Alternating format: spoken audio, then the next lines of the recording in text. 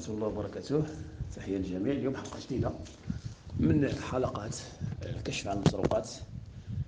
اليوم غتكون المسروق اللي لقيناه هو متعلق بزواج الصغيرة. هنا غتشوفوا هاد الرؤية غنجبدوها من مواقع لي كريتيان، لأن هذه الرؤية هذه هي في الأصل توجد ويتبناها يعني قرون، هذه يعني ماشي عادي الله قرب بهم السقف، اللي هما النصارى. اوكي، ف خصنا نفهموا واحد المسألة مهمة، بأن هادو تيسرقوا وتيروجوا المسروقات كوم كوا انهم ناس بحثوا وقراو قلبوا درسوا قارنوا تحققوا، وما كاين لا تحققوا ولا منبي. هادو كيسرقوا من المواقع ديال سيادهم لي كريتيان، وتيجيو تيدوخوا الغشمان، تيضحكوا تيطنزوا على الناس مساكن اللي ما عندهمش اطلاع، اللي ما تيقراوش، اللي ما تيبحثوش، اللي ما تيقلبوش، اللي غاديين طالقين ودنيهم، فتيحاولوا يشككوهم. هنا كاين جوج ديال الانواع، اللي كيديروا هاد الخدمه هذه ديال السرقه. كاين واحد النوع اللي كاره حاقد على الاسلام. اوكي، كاره حاقد، ما حاملش الاسلام وحلو بين الدروس. شنو الاسباب؟ نقدروا نشوفوا من بعد، عاود اسباب اللي كتادي لهذه الطريقه نقدروا نشوفوها من بعد ان شاء الله، اسباب نفسيه ولا اسباب اجتماعيه سواء اسريه. مهم هذه خصها سلسله ديالها بوحدها، واللي بداوها الاخوه يعني في الام دي او مغاربه الالحاد على مستوى كلوب هاوس، راه وبداو في التشريح انجاز التعبير النفسي، وبداو مع شخص اللي كيوصي عليه الشفار هذا، اللي يعني كيوصي بالمتابعه ديال القناه ديالو، اللي كان كيبول في صغرو بالخوف من خوه الكبير، اللي كان كيضربوه كيصرفقوه كيهينوه، العصا الكشماط المشحاط. اوكي، الشيء اللي غيجعل منه انتي اسلام. هذاك موضوع اخر بداو الاخوه يعني في التشريح النفسي، وبداو مع سماوه الملحد البوالي. هذه حاله قلنا. كاين اللي كتكون داك الحقد ديالو والكراهيه ديالو الاسلام كيخليه يمشي يسرق من مواقع النصارى، اللي هما اصلا بعد بالمناسبه لي كريتيان هادو هي رؤيه مكفهره ورؤيه حاقده وكارهه للاسلام. غنهضروا عليها عاوتاني من بعد شنو هي الاسباب ديالها. قلنا اما سبب نفسي كيخليه يسرق هذه الرؤيه هذه ويروجها بين الناس والبسطاء اللي ما عارفينش واللي ما مطالعينش، ولا سمعوا معايا مزيان كيكون مرتزق. المرتزق هنا شنو كيكون انسان حاقد، كتوقع له ليكسبلواتاسيون ديال لي كومبلكس ولا الاضطرابات اللي عنده كيتم الاستغلال ديالها في ماذا؟ في محاربه الاسلام وفي تشويه الاسلام. اوكي، قلنا واحد خدام فابور، خدام غير الكراهيه اللي عنده، المازوت اللي عنده هو الحقد. المازوت اللي عنده اللي خدام به تيخلي الموتور يدور هو الحقد. وواحد خدام هو عنده الحقد ولكن مخلص على ذاك الخدمه اللي تيزيد يعطي ويبدع في الشر وفي الكراهيه وفي الشيطانه وفي التشويه وفي تجريح الاسلام. المهم اليوم قلنا غادي نشوفوا زواج الصغيره، ونشوفوا هذه الرؤيه هذه كما هي عند من موقع من مواقع لي كريتيان. كيف ما تشوفوا في الصوره، هذا موقع من مواقع النصارى. كتشوفوا شوف لتحت داك الجهه اللي بالازرق. نبداو شنو مكتوب فيها. عندنا اول صفحه، عندنا بدايه جديده، عندنا الصفحه الاولى: لماذا ولدت في الاسلام؟ تراثك المسيحي. مثل: تعال الى يسوع. الكتاب المقدس: يسوع الناصري. هديه الرجاء والمحبه. وحدانية الله، الإله الحقيقي. معجزات الله الحي. يسوع المسيح. هدية الله الذاتية الكلية.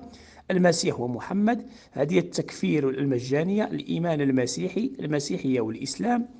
أين تذهب من هنا المرأة في المسيحية والإسلام؟ تأملات ومنوعات. لماذا القرآن ليس معجزة؟ الجهاد الإسلامي، الحضارة الإسلامية، مواقع أخرى، اكتب إلينا تبرعات. هذه قلنا هذا موقع نصراني، وهذا فيه عناوين ديال المباحث.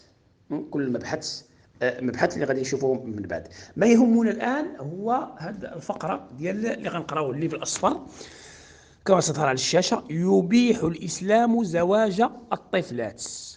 يجيز الإسلام انتهاك حرمات الطفلات بذريعة الزواج. طلاق 465. تزوج محمد، اللهم صل على حبيبي وسيدي وقرة عيني، قدوة المسلمين، بعائشة بنت أبي بكر صديقه عندما كانت تبلغ من العمر 6 سنوات، ودخل عليها عندما كان عمرها 9 سنوات. ما زالت الطفلة تبلغ سن المراهقة. مسلم النكاح 3389. فضائل الصحابة 5981. البخاري مناقب الأنصار 234 58 5 236. النكاح 88 65 64 62 7. الأطعمة 88 65 7.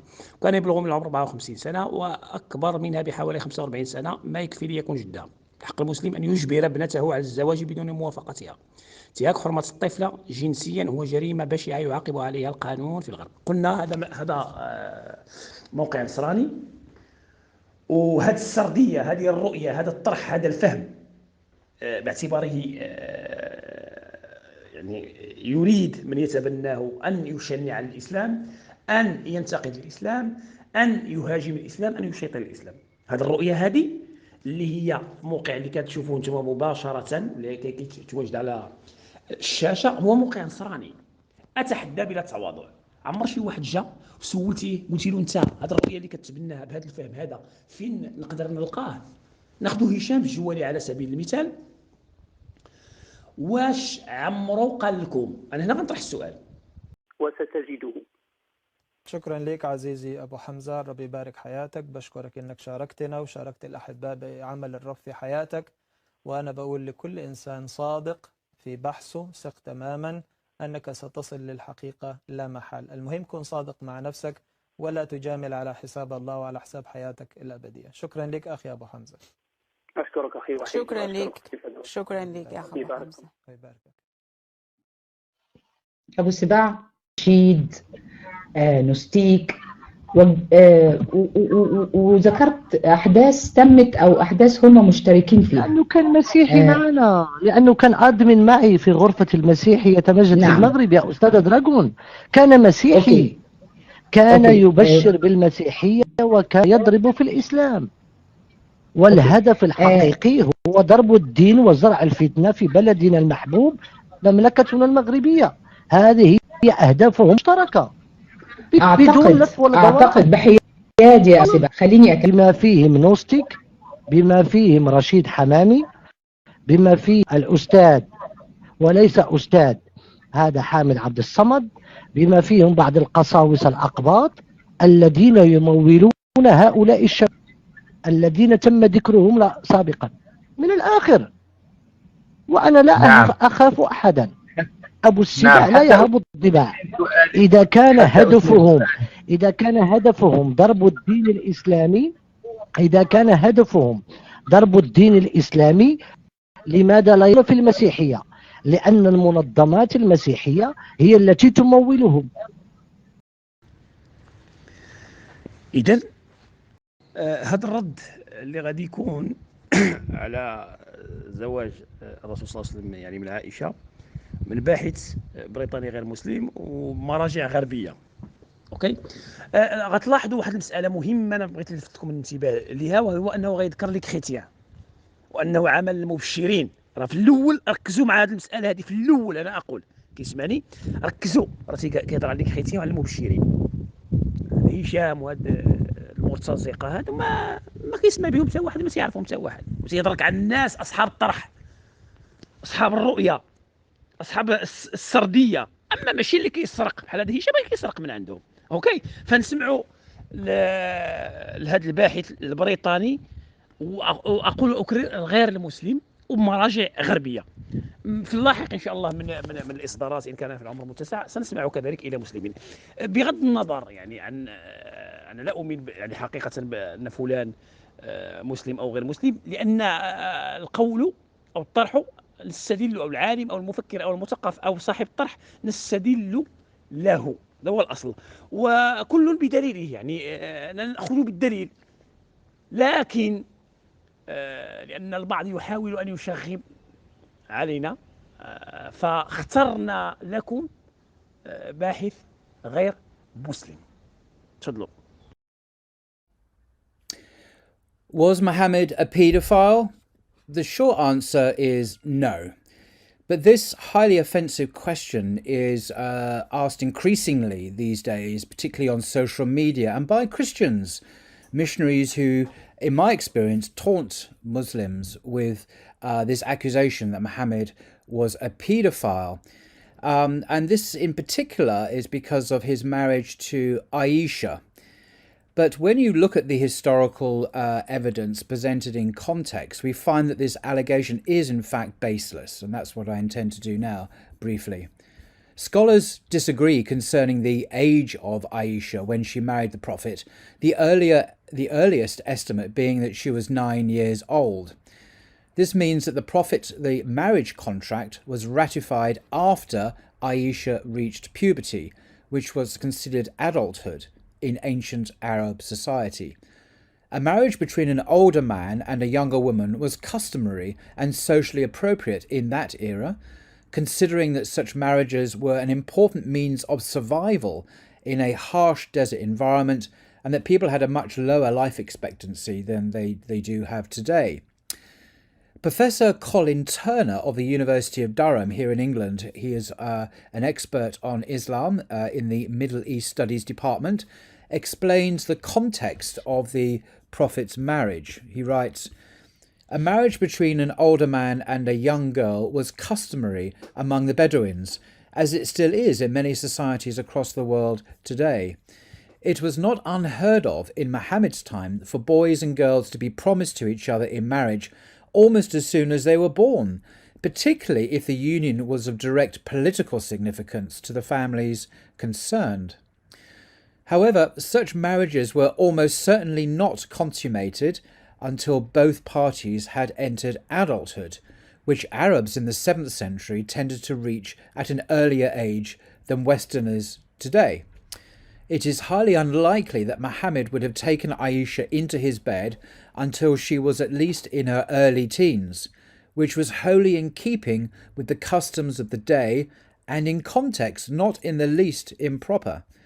That's Professor Colin Turner, Islam, the Basics, published by Routledge, 2006, pages 34 to 35. The scholar of religions, Karen Armstrong, she's a very distinguished and accomplished publisher on Islam, Christianity, Judaism, Buddhism. In her biography of the Prophet, writes, "There was no impropriety in Muhammad's betrothal to Aisha.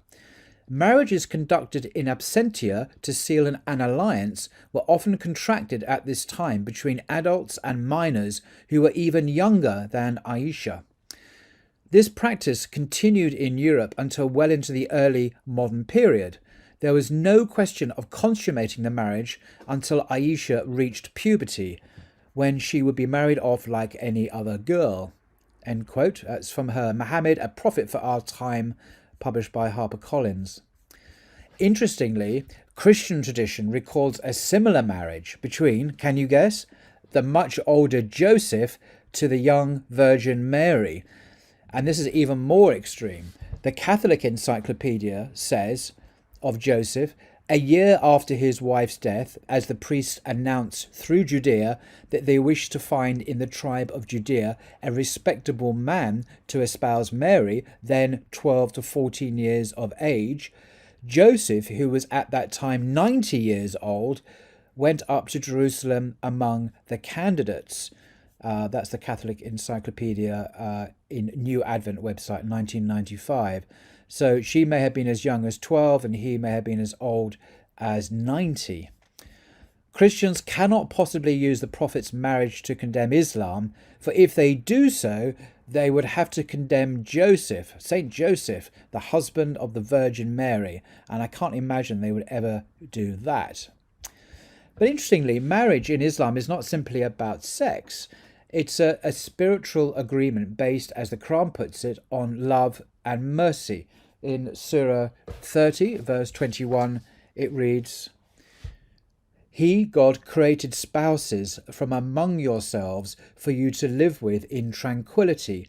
He ordained love and kindness between you. So this is what God has ordained for marriage. Ratifying a marriage contract does not necessitate sex. There is no evidence whatsoever that the Prophet had sex with Aisha before puberty. And that's a crucial point.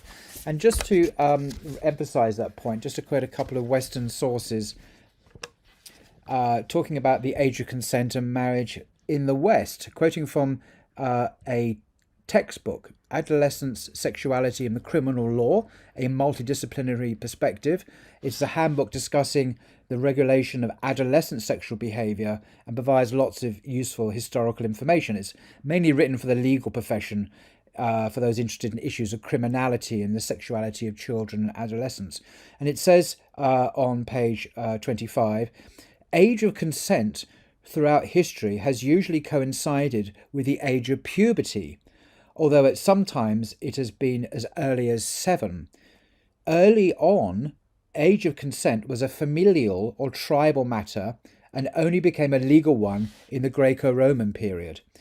The Roman tradition served as the base for Christian Europe as well as the Christian Church itself, which generally, essentially based upon biological development at 12 or even 14, but continued to set the absolute minimum at 7 years old. And then another quote here, traditionally across the globe, the age of consent for sexual union was a matter for families to decide, or a tribal custom. In most cases, this coincided with signs of puberty, menstruation for a woman and pubic hair for a man. And then coming particularly to the United States, which really surprised me, in the 19th century, the usual age of consent in the United States was, believe it or not, 10 years. In the state of Delaware, until the mid-1960s, it was 7 years. In A Guide to America's Sex Laws, the authors note, the law governing the age of consent has changed dramatically in the United States during the 20th century. Most states codified a statutory age of consent during the 19th century, and the usual age was 10 years. Now, this is stated by Richard A. Posner. He was Chief Judge of the United States Court of Appeals. So that was his statement of the affairs. And then coming to Britain, according to British common law, during the colonial period, the age of consent was 7. Today, we are astounded that girls of this age were assumed to know enough about sex or about sin to make such a decision competently. But nevertheless, that was the reality.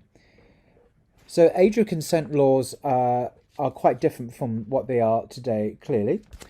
So what, in the light of this, it cannot be said, coming back to Muhammad again, that there is any evidence at all that the Prophet committed paedophilia. Now, this was because the age of consent, the age of puberty, and the age of adulthood were all at the same time, the age of puberty.